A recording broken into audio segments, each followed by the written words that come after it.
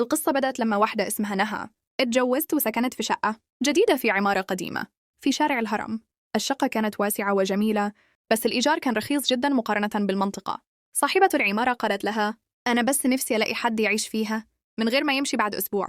ضحكت نهى وقالت يمكن الناس بيخافوا من شكل العمارة القديم، لكن أول أسبوع ليها كان كابوس. في أول يوم بعد نص الليل وهي قاعدة بتتفرج على التلفزيون سمعت صوت كرسي بيتسحب في المطبخ، ولما راحت تشوف المطبخ فاضي بس الكرسي متحرك فعلا من مكانه. قالت يمكن تخيل.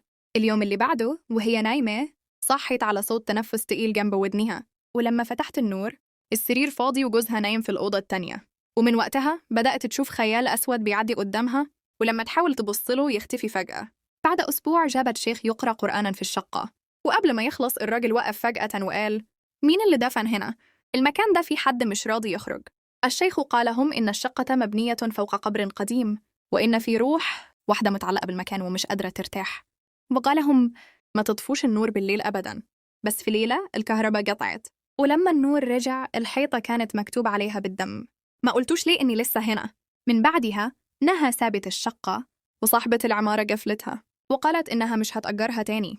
النهاردة الشقة رقم 14 لسه موجودة، والناس اللي ساكنين في العمارة بيقولوا إنهم لسه بيسمعوا كل يوم الساعة 2 الفجر صوت كرسي بيتسحب في المطبخ. بعد 3 شهور من ما نهى سابت الشقة جه راجل اسمه حسام شغال في شركة أمن، وسمع إن في شقة إيجارها رخيص جدا في الهرم.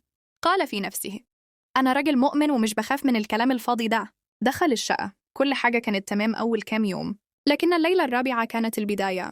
كان نايم حوالي الساعة 2 الفجر، صحى على صوت باب المطبخ بيتقفل لوحده، ولما راح يشوف لقى الباب بيتفتح ويقفل كأنه حد بيهزه من جوه. قال يمكن هو.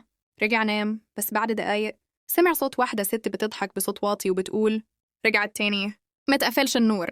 قام مفزوع وشغل النور، ولما بص في المراية شاف وش ست شعرها مبلول واقفة وراه. لف بسرعة، مفيش حد. تاني يوم قرر يبات برا، بس قبل ما يخرج من الشقة لقى مكتوب على الحيطة بنفس الخط القديم: ما قلتوش ليه إني لسه هنا؟ حسام جري نازل من الشقة ومفتحهاش تاني، وصاحبة العمارة قالت إن الشقة من يومها مقفولة وما تتأجرش لأي حد. ولحد دلوقتي السكان بيأكدوا إنهم بيسمعوا صوت ضحك ست وسحب كرسي كل يوم الساعة 2 الفجر.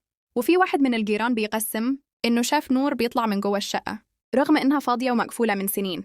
بعد ما حسام ساب الشقة الناس بدأت تتكلم، والكلام وصل لراجل كبير في السن اسمه عم عادل، كان شغال حارس في العمارة دي من 20 سنة، وقال جملة خلت كل الناس تسكت: أنا عارف مين الست دي. بدأ يحكي إن من حوالي 18 سنة كانت في ست اسمها سلمى ساكنة في نفس الشقة مع جوزها، وكانوا لسه متجوزين جديد، بس جوزها كان شكاك جدا وبيغير عليها من الهوا.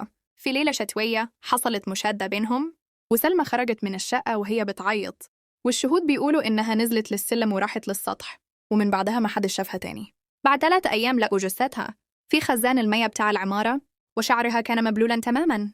والشرطة وقتها قالت إنها وقعت بالصدفة، بس عم عادل بيأكد إنه شاف جوزها بينظف الخزان قبلها بيوم، وبعد موتها اختفى وساب الشقة. من يومها أي حد يدخل الشقة بيسمع صوت سلمى بتضحك أو بتنادي باسمه، وبالليل الناس بتشوف بخار بيطلع من باب الشقة كأن جوا في مية مغلية. وفي مرة الكهربائي اللي كان بيصلح النور في الدور قال إنه شاف ست شعرها مبلول بتنزل سلالم العمارة وهي بتسيب أثر مية وراها، لكن لما بص لتحت المية اختفت.